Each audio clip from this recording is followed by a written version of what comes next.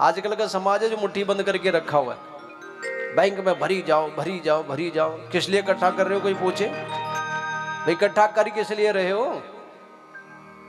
पूत सपूत तो को धन साचे, और पूत कपूत तो को धन साचे।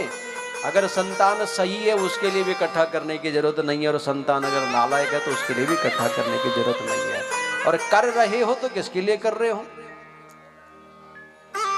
आगे समाज ऐसे आने वाला है कि बैंकों में पैसा धरा का धरा रह जाएगा, दुनिया से निकल जाएंगे। और चल भी यही रहा है, यही चल रहा है। सब बाप भी भाग रहा है, बेटा भी भाग रहा है पैसा कमाने की, फिर पोता भी भाग रहा है, सब भाग रहे हैं, लगे हैं। और जब उसको लुटाने की कहीं अच्छी जगह पर नौबत आए, वो कहाँ लुट रहा है? फिर हॉस्पिटलों में, कोर्ट कचहरियों में, वहां तो जबरदस्ती फिर देना पड़ रहा है। इतनी मोटी मोटी फीसें, 25 लाख 30 लाख, बाप रे बाप, है ना। एक चीर फाड़ हो तो फिर उसके लिए ले लंबा पर्चा बिल बन जाता है।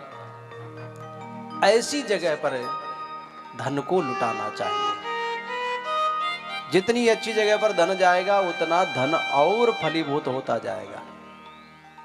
धन भी ऐसा ही है, जैसे उसको प्रयोग करोगे वैसे ही वो फिर आता भी है। बीमारियों पर लगाओगे तो फिर बीमारी के लिए बनता चला जाता है वो धन, है ना। वो बीमारियों पर ही चलता चला है। कोर्ट पर जाएगा तो फिर कोर्ट कचहरी के लिए धन बनता चला जाएगा।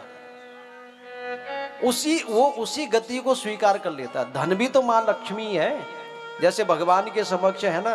वो कहा ना कि सुख में दुख में सुमरन सब करे, और सुख में करे ना कोई। और जो सुख में सुमरन करे तो दुख काहे को होए। यानी भगवान के आगे आप जिस भाव के साथ जाते हो, भगवान वही भाव आपका स्वीकार कर लेते हैं। आप रोते रोते जाओगे, भगवान कहते हैं तेरे लिए यही सबसे बेस्ट चीज है, तो तभी मेरे पास आता है। कोई धनी अगर जाए और कहे कि प्रभु बस आपकी कृपा है, बस आपने इतना धन दे रखा, कहाँ लगाएं। और बहुत सारे लोग हैं भी जो भगवान की उस कृपा को बड़ा मानते हैं। उनसे कभी कभी पूछो कि भैया काम कैसे चल रहा है, अगर मंदा भी थोड़ा बहुत चल रहा है, नहीं ठाकुर जी की बड़ी कृपा है। अरे जितना चाहिए नहीं था उससे ज्यादा देता है, काम से फुर्सत ही नहीं मिल पाती। ये एक भाव है और समझने। और इतने दरिद्री भी बैठे हैं कि दिन के लाखों रुपए बैंक में डाल रहे हैं, फिर भी कहते काम तो ही नहीं साढ़े को, बस पूछो ना। वो भावना ही ऐसी बन गई कि वो रोना ही रोना है। हर किसी के आगे वो बस वो दामन ही फैलाना है। कहो ना ठाकुर से बड़ी कृपा है, और क्यों कृपा नहीं है? जितना दिया कम है क्या? हाँ रोए वो सच में जिनको एक वक्त की रोटी नसीब नहीं, वो रोए, वो उनका तो बनता भी है भाई रोना।